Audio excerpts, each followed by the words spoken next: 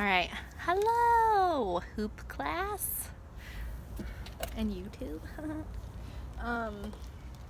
So I got a request for a chest break.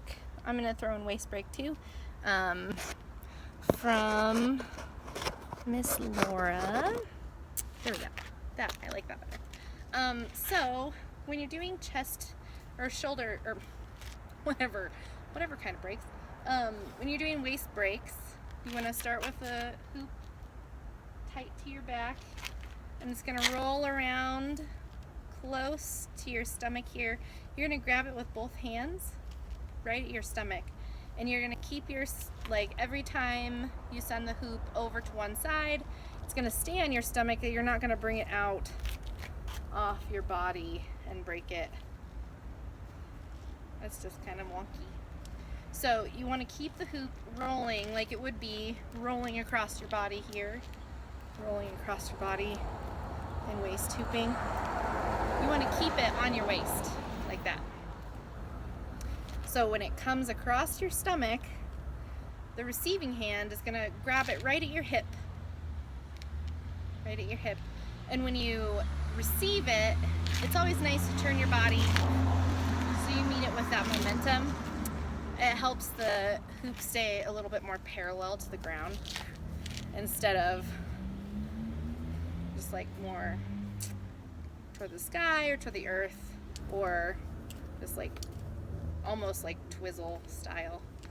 This is a style too, but that's not a waist break. Play with them different ways. You don't have to let go. The key is as long as your hands and your hoops stay connected with your body. That's where the tight slice of the break comes from, not receiving it away from your body. You can if you get it, but it can really send the hoop pretty wonky pretty quick too. So that's a waist break. Boom, boom, boom. And you can do waist breaks anywhere, so you can be hooping along, go into a break.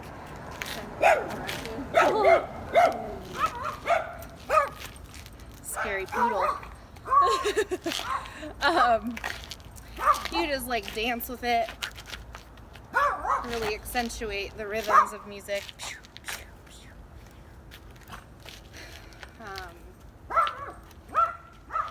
Okay, so for chest breaks, how we've been teaching them in Hoop Fitness series, we're starting here just so you can get the feel of the hoop moving along your chest.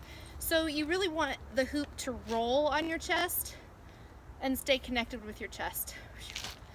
And same principle as the waist hooping. When you receive it, it's good to turn into the hoop.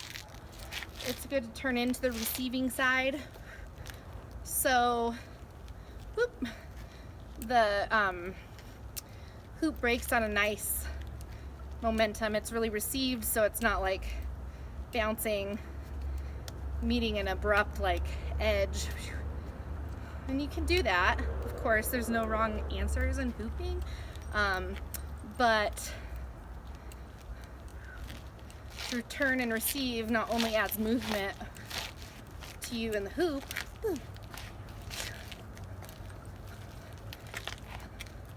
it helps keep everything really tight so the hoop can stay more parallel to the ground.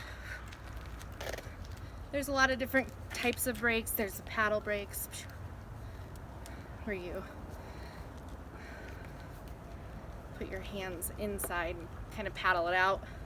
That comes when you get into more of the chest hooping, the shoulder hooping.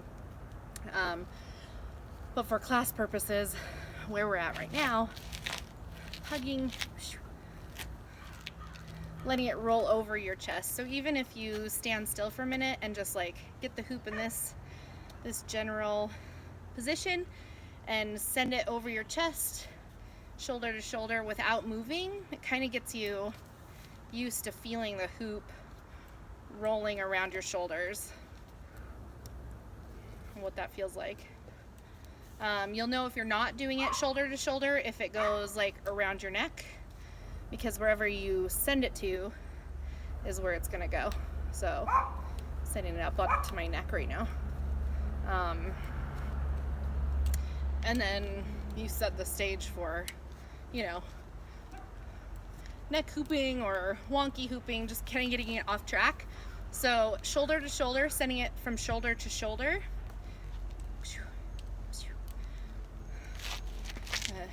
Bouncing into it, twisting into it, and getting into like a squatted warrior-like lunge position.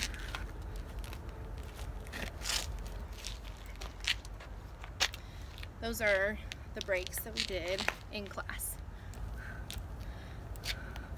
And when you really get this, you can take it, you know, anywhere really.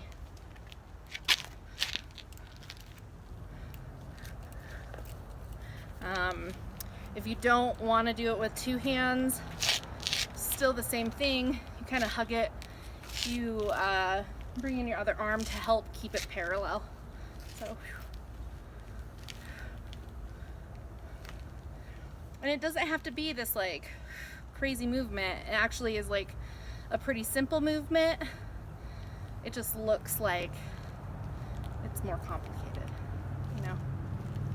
I think a lot of things in hooping are like that. All I'm doing is tossing it into my chest back and forth. Catching it, receiving it with a hand. You don't even have to receive it with your hands, like you don't have to grab onto it every time or like hold onto it with your hands. There's that crease in your wrist when you bend it like that right here that it'll like dip into. Make sure that you're breaking it close to your body too. So it's really about playing with it, your flight time in it, and just like that repetitive movement of building your muscle memory. So good luck. See you on Tuesday. Let me know if you have any questions. Bye.